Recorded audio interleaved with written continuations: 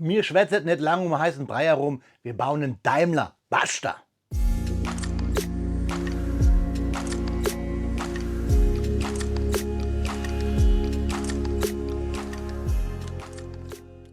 Willkommen in der Noppenklötzchenscheune. Mein Name ist Blockstar und ja, Freunde, es wird mal wieder Zeit für richtig Retro-Feeling. Nicht, weil wir einen alten Daimler bauen, nein, wir bauen ein altes Kobi-Set aus 2018. Und ich freue mich schon ein bisschen, die Geschichte dieses Sets für euch herauszusuchen. Namentlich der Mercedes-Benz L3000S, das Set 2455A, 300 Steinchen. Und ein Maßstab, den wir gar nicht so richtig beziffern können. Es wird groß, obwohl der Karton sehr klein ist, und günstig für seine Größe wird es auch. Freunde, ich lade euch jetzt ganz herzlich ein hier auf meinem Bautisch.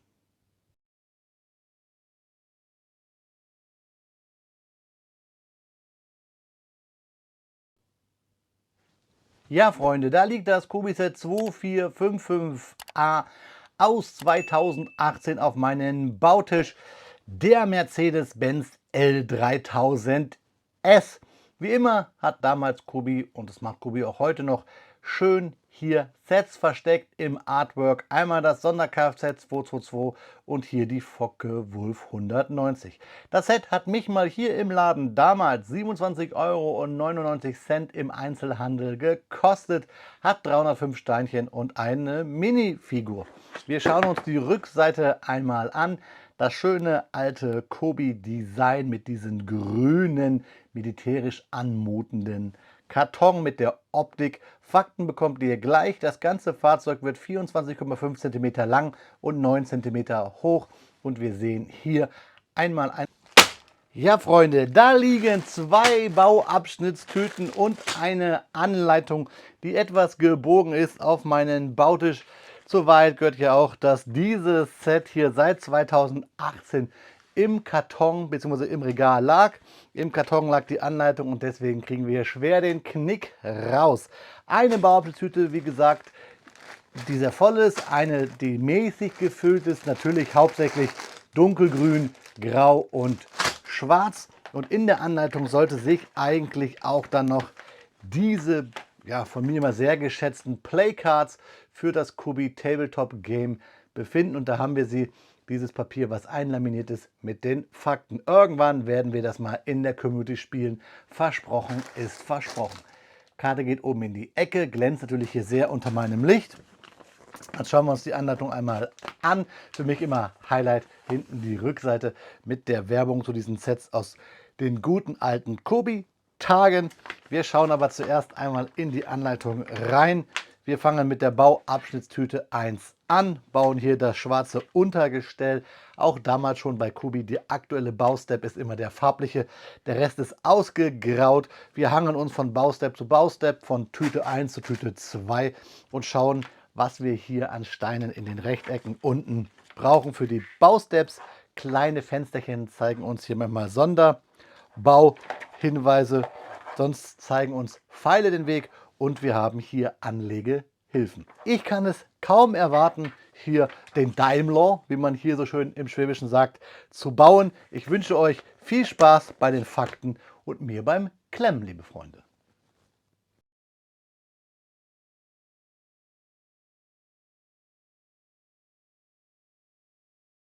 Speedbildzeit ist Faktenzeit. Heute werfen wir einen Blick auf den Mercedes-Benz L3000S.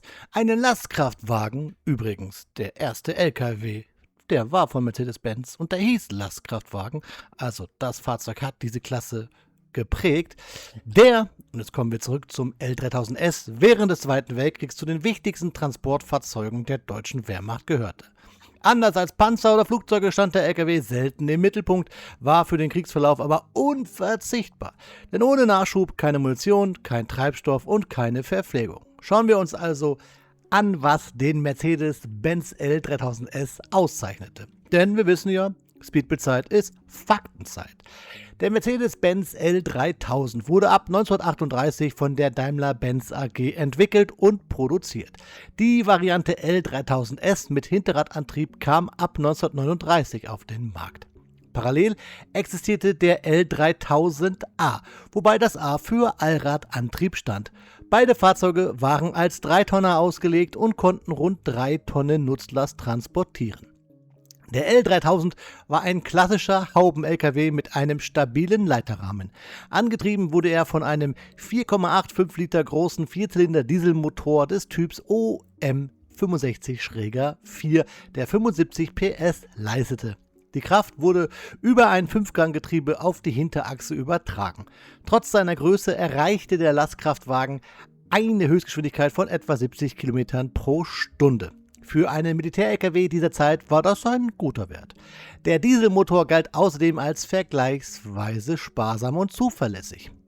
Mit einer Länge von rund 6,25 Metern, einer Breite von 2,35 Metern und einem zulässigen Gesamtgewicht von etwas über 7 Tonnen eignete sich der L3000 für unterschiedlichste Aufgaben. Je nach Bedarf wurde das Fahrgestell mit offenen Ladeflächen, geschlossenen Koffern, Funkaufbauten, Tankanlagen oder Werkstattaufbauten versehen. Dadurch war das Fahrzeug äußerst vielseitig einsetzbar.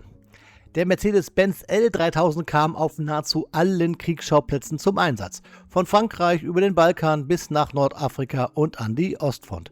Dort transportierte er Soldaten, Munition, Lebensmittelersatzteile oder Treibstoff. Auch als Zugfahrzeug für leichte Geschütze oder Anhänger wurde er eingesetzt. Im militärischen Alltag war der Lastwagen oft wesentlich wichtiger als die eigentlichen Kampffahrzeuge, da er deren Versorgung sicherstellte.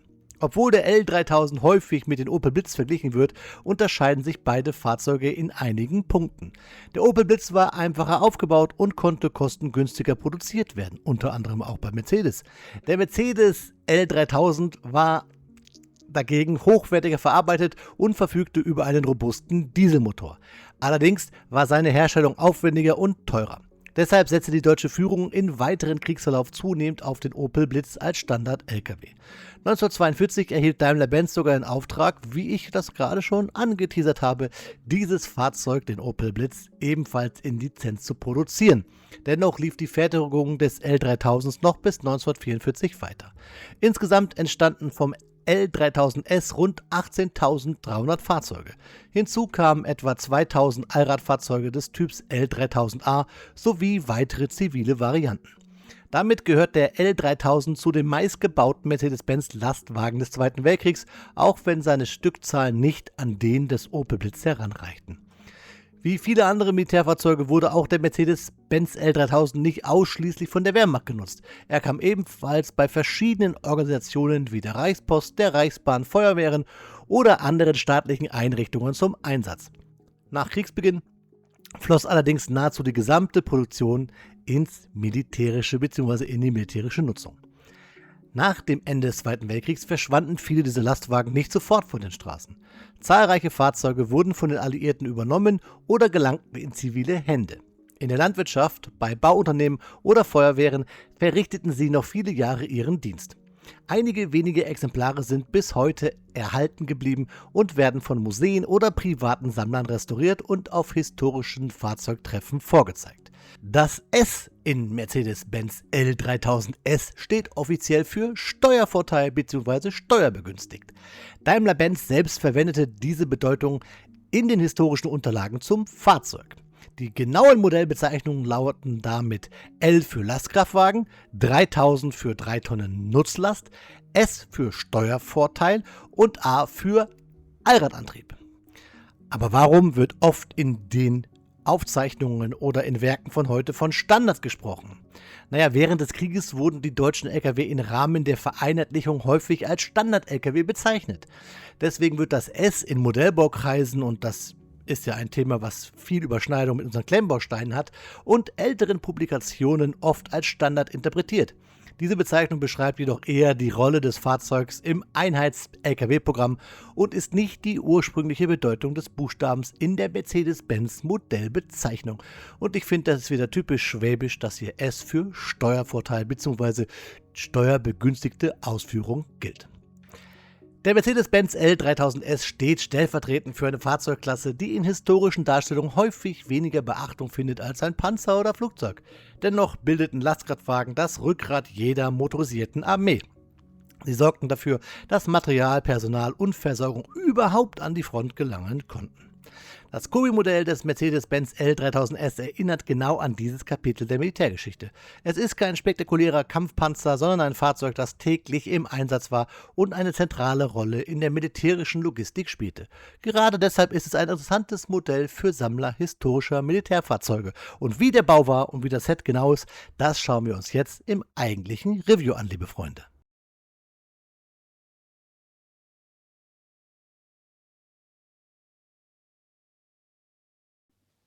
Nach 45 Minuten Bauzeit steht er da, unser Daimler mit dem roten Kreuz, unser Mercedes-Benz L3000S.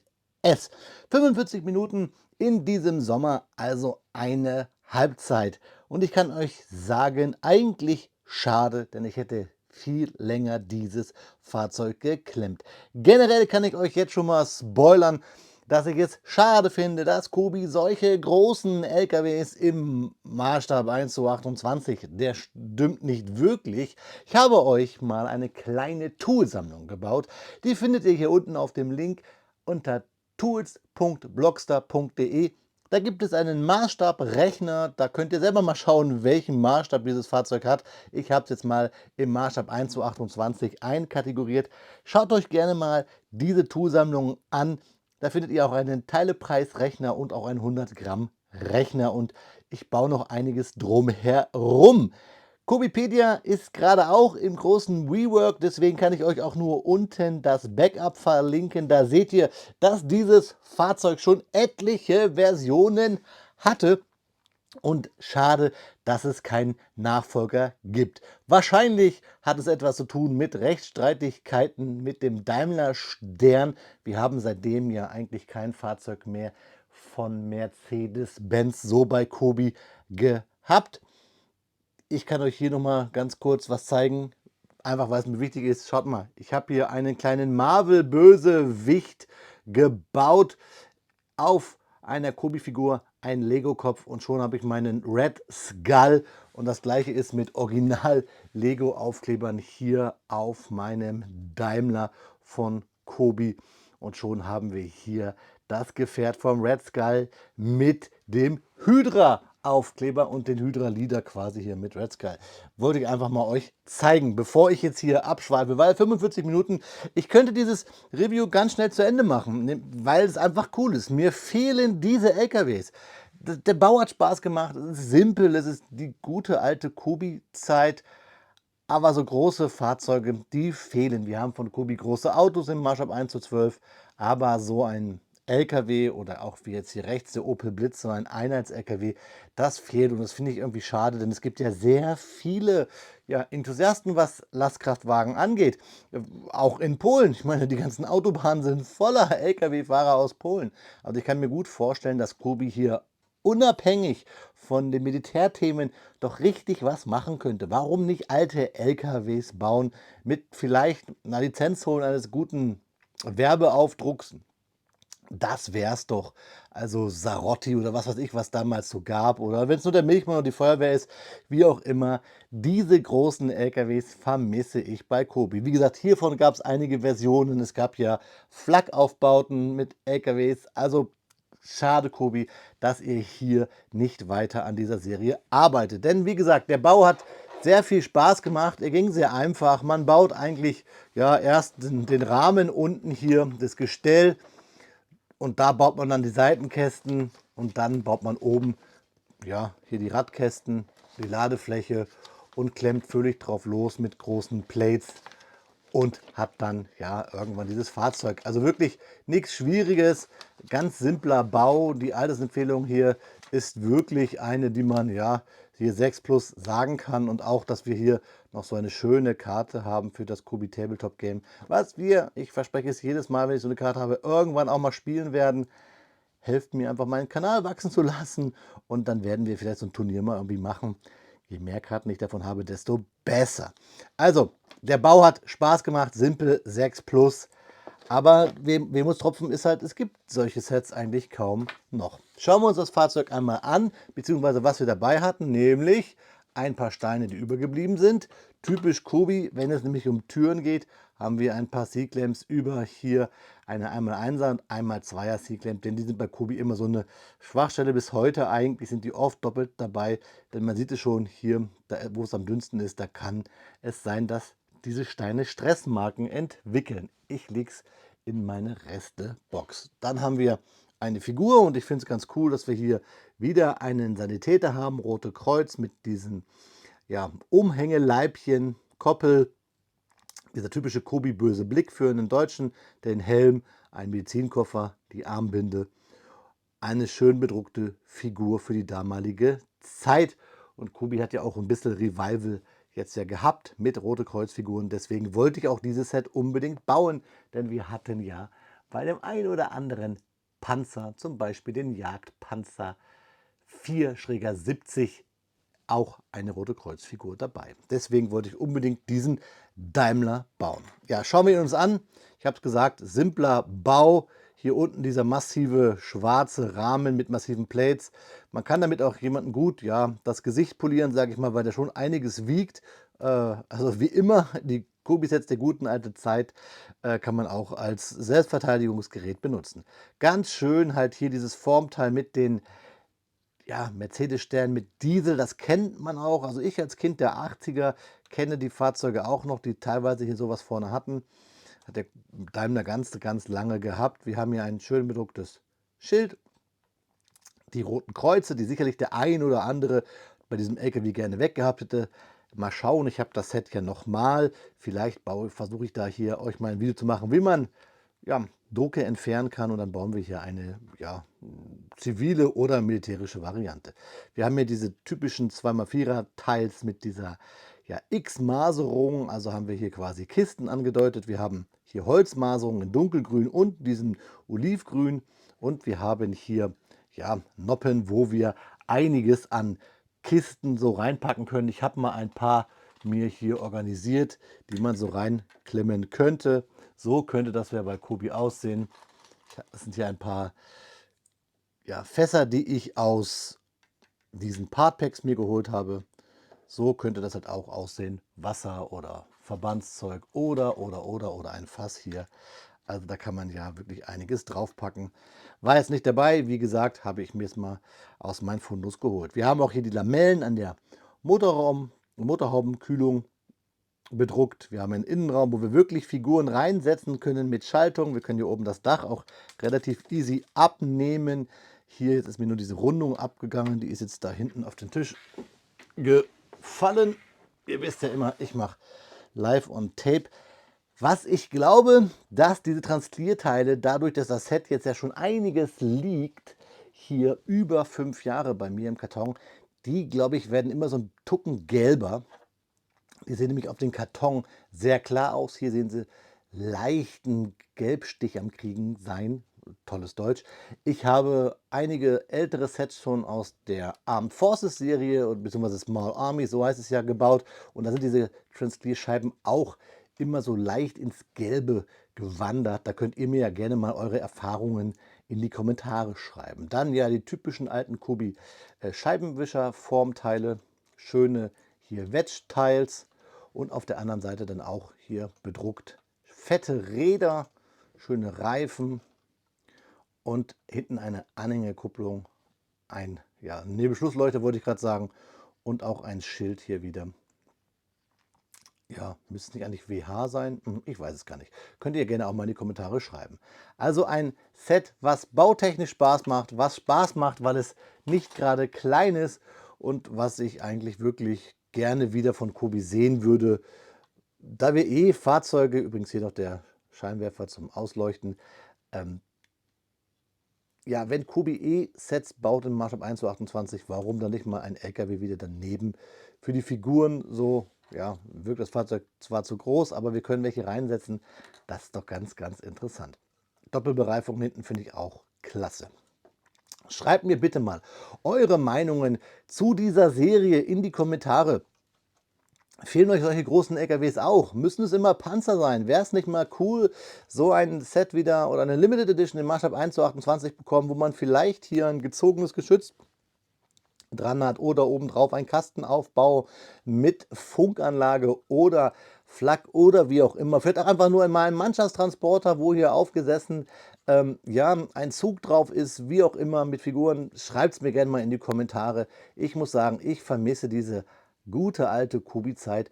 Solche Fahrzeuge finde ich einfach klasse.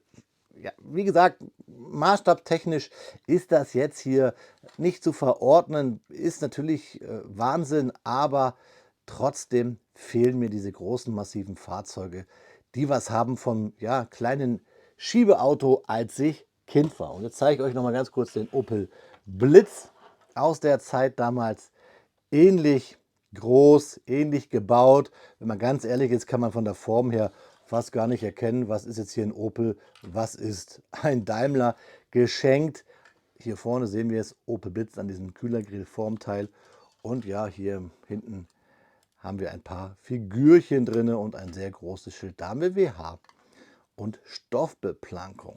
Ja, solche Sets, die fehlen einfach. Wollte ich euch zeigen, denn auf diesem Kanal geht es ja nicht immer nur darum, das neueste Set zu zeigen. Ich möchte euch ja die Geschichte von Kobi zeigen und gerne auch, was es früher mal von Kobi gab. Da fehlt es ein bisschen, auch weil Kobi seine Webseite umgebaut hat. Man findet nicht mehr überall diese Sets, wobei ihr Glück haben könnt, vereinzelt im Einzelhandel. Manchmal poppen solche Sets auch bei Amazon noch hoch. Und der eine oder andere Händler hat diese Sets noch original verpackt, beziehungsweise findet man sie auch bei Kleinanzeigen. Wenn ihr mal seht, da den Karton, den ich noch nicht geöffnet habe, 27,99 € für 305 Steinchen. Ja, das lasse ich mal so stehen, so war das damals. In diesem Sinne, Freunde, jetzt bekommt ihr wie immer eine Fotoshow zu diesem Fahrzeug und dazu natürlich noch einmal Fakten. Und dann schauen wir uns zum Abschluss noch einmal in die Augen. Während ihr hier Detailbilder seht von unserem Daimler, möchte ich mit euch natürlich nochmal über ein paar Fakten sprechen. Und markant ist auf diesem Fahrzeug ja das Rote Kreuz. Deswegen möchte ich mit euch über das Deutsche Rote Kreuz, kurz DRK, während des Zweiten Weltkriegs sprechen. Es war die wichtigste deutsche Sanitäts- und Hilfsorganisation.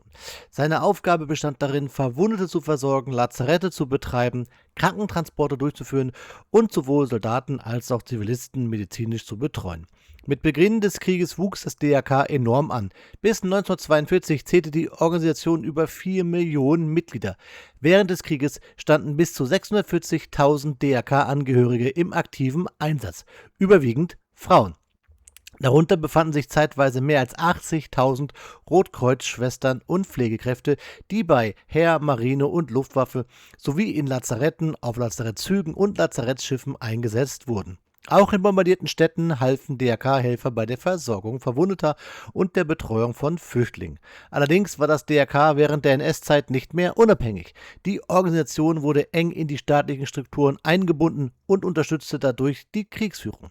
Gleichzeitig leisteten viele einzelne Helferinnen und Helfer unter schwierigsten Bedingungen lebensrettende medizinische Arbeit. Nach dem Krieg wurde das Deutsche Rote Kreuz neu aufgebaut und ist heute wieder eine unabhängige humanitäre Organisation der Internationale Rotkreuz- und Rothalbmond-Bewegung.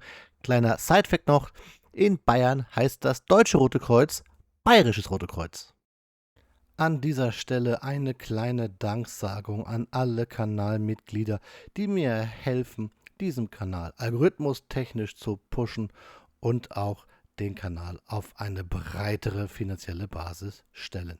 Vielen lieben Dank für jeden einzelnen von euch, aber auch ein generelles Danke an jeden Kommentarschreiber, an jeden, der die Videos guckt, an jeden, der einen Daumen hoch gibt, an jeden, der ein Video liked. Vielen lieben Dank an die gesamte Blockstar-Community.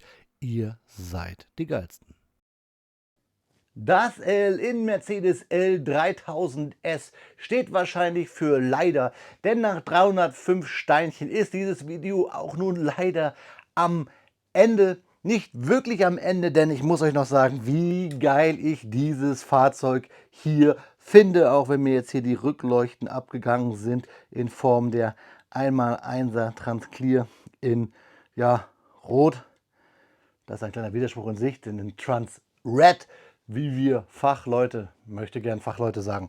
Nein, Freunde, 305 Steinchen, purer Spaß. Mir fehlt so ein bisschen, dass Kobi solche großen LKWs nicht mal wieder herausbringt in diesen hier Fake Maßstab 1 so 28. Ich feiere das für schmales Geld, so ein cooles Fahrzeug. Warum habe ich dieses Video überhaupt gedreht? Aus längst vergangenen Zeiten? Naja, weil ihr dieses Set mitunter noch im Einzelhandel oder in diversen Klemmbaustein-Shops noch finden könnt. Vereinzelt habe ich sogar schon bei Amazon gesehen. Amazon ist sowieso eine Quelle, wo ab und zu mal Shops alte Kobi-Sets wieder raushauen. Schaut dort einfach nach. Auch wenn es für mich blöd ist, denn ich möchte euch ja alle Kobi-Sets, die es mal gab, irgendwie zeigen. Aber hey, Community ist ein Geben und Nehmen und alles kaufen kann ich sowieso nicht, auch wenn ich es mir gerne wünschen würde. Dieses Set hat super Spaß gemacht. Ich glaube, es ist nie so gelaufen aufgrund der Rote Kreuz-Thematik. Beim Ford Maultier ist es ja ähnlich. Auch das findet man bis heute noch in diversen Shops. Ich denke, solche Sets ziehen nie so ganz wie die reinen militärischen Fahrzeuge. Lasst mich aber eure Gefühle, eure Meinung hier zu diesem Daimler gerne mal wissen. Schreibt es mir unten in die Kommentare. Ich wünsche euch auf jeden Fall eine gute Zeit und vor allen Dingen eine gute Fahrt. Auf Wiederbauen, euer Freund, der Blockstar.